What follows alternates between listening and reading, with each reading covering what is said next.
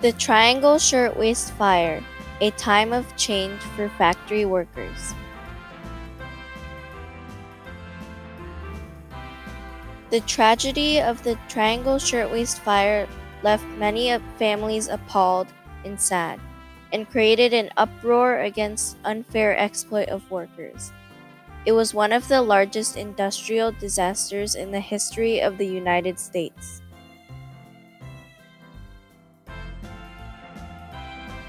The tragic deaths of 147 garment workers from the Triangle Shirtwaist Factory fire in 1911 on the top floors of New York's Ash Building brought awareness to factory conditions throughout the United States and spurred the start of the ILGWU, International Ladies Garment Workers Union. Eventually, this tragedy triumphantly led to the creation of new factory laws that are in place today. It was March 25, 1911 in the Ash Building, now known as the Brown Building. The garment workers were squished inside, working in miserable conditions and getting paid little.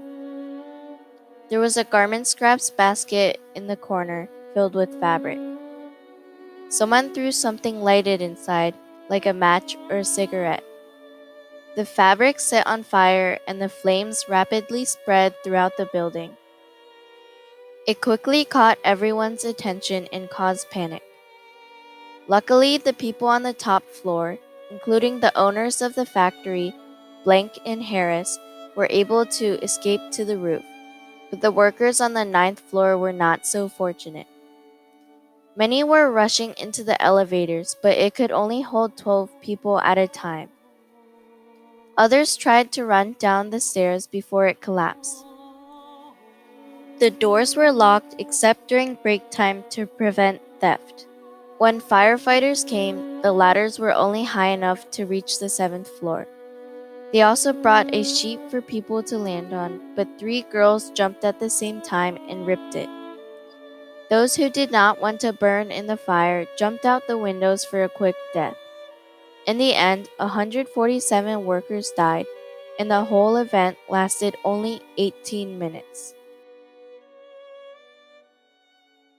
At the time of the fire, which was in the early 1900s, many people, mainly young women, were immigrating to America in search of a job. Some reasons why they would move were famine, job shortages, or political and religious freedom.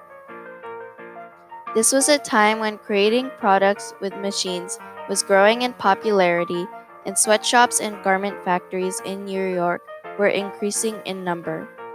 The owners of these businesses were aware of the large number of immigrants and took advantage of this opportunity. Though these young women could choose whether or not to accept the job, they were so desperate for money that they took anything that they could find.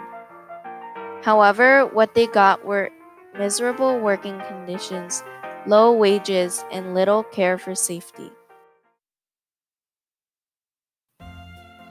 Frances Perkins was a witness of the fire on March 11th when she was 31. She was near the area when she heard people rushing to the fire in an attempt to save the girls and boys stuck in the building. That day, she saw something she would never forget. Countless workers were jumping from the 9th floor windows and dying as soon as they hit the ground. After watching the horrible scene, Frances Perkins knew that she needed to do something to prevent another event like this from happening. She was already in the National Consumers League, which fought for unfavorable working conditions and child labor. Eventually, she became the Secretary of Labor, which was the position that would allow her to make the important changes that she wanted to enact since witnessing the fire. As 44th President of the United States, President Barack Obama wrote and signed Proclamation 8639 on March 25, 2011, 100 years after the fire, proclaiming that day as the 100th anniversary of the Triangle Shirtwaist Factory fire. He stated, "The Triangle Factory fire was a galvanizing moment calling American leaders to re-examine their approach to workplace conditions and the purpose of unions. The fire awakened the conscience of our nation, inspiring sweeping improvements to safety regulations, both in New York and across the United States. In this quote, President Obama stated that people became aware of unfortunate workplace conditions after the fire, and they were inspired to improve factory safety throughout the country. The International Ladies Garment Workers Union was a group organized to fight for women garment workers and better working conditions. The union was created in 1900, but only began to gain serious attention around the time of the fire. The tragic event led many people to realize the needed actions that had to be put in place long ago, like improved evacuation exits or fire extinguishers. This awareness brought countless men and women to join the ILGWU and advocate for the victims lost in the Triangle Shirtwaist Fire. It is the job of unions and advocacy groups like the ILGWU and the Women's Trade Union League to organize and create solidarity. Events like the Triangle Waste Company fire create opportunities for getting a wider public to tune in. The ILGWU was a fairly small but important organization participating in the national discussions about capitalism and work. This quote from an interview with Peter Leibold, an expert on the event, showed that the fire allowed more people to take action against bad working conditions, and many discovered the ILGWU and supported it. As a result of the triangle and the hue and cry that arose out of the inability of victim survivors to receive compensation, the state constitution was amended and a workers' compensation law subsequently enacted in 1913.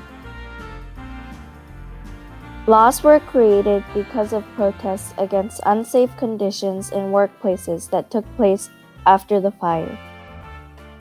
After the fire, the Sullivan-Hoey factory law was passed as a result of protests and required all factories to have sprinklers installed. It also created the New York City Fire Prevention Bureau, as well as mandatory fire extinguishers, improved building exits and entrances, and brought awareness to bathrooms, eating, and working hours for women and children. In conclusion, the Triangle Fire affected people immediately and still affects people after more than a century. The tragedy of the Triangle Shirtwaist Factory fire, in which 147 workers died, occurred on the top floors of the Ash Building in 1911. The event triumphantly put emphasis on factory conditions, helped the ILGWU, International Ladies Garment Workers Union, gain traction, and led to the passing of factory laws that are used today. This was proved through people such as Frances Perkins stepping up to help the cause after witnessing the fire, the ILGWU becoming more popular after fighting for better factory conditions, and many laws being passed in the years after the fire. In the 40 years since the enactment of these laws, great progress has been made in reducing job injuries and deaths and occupational diseases. Standards have been set limiting exposures to coal dust, asbestos, and other toxic substances, which have reduced diseases and deaths.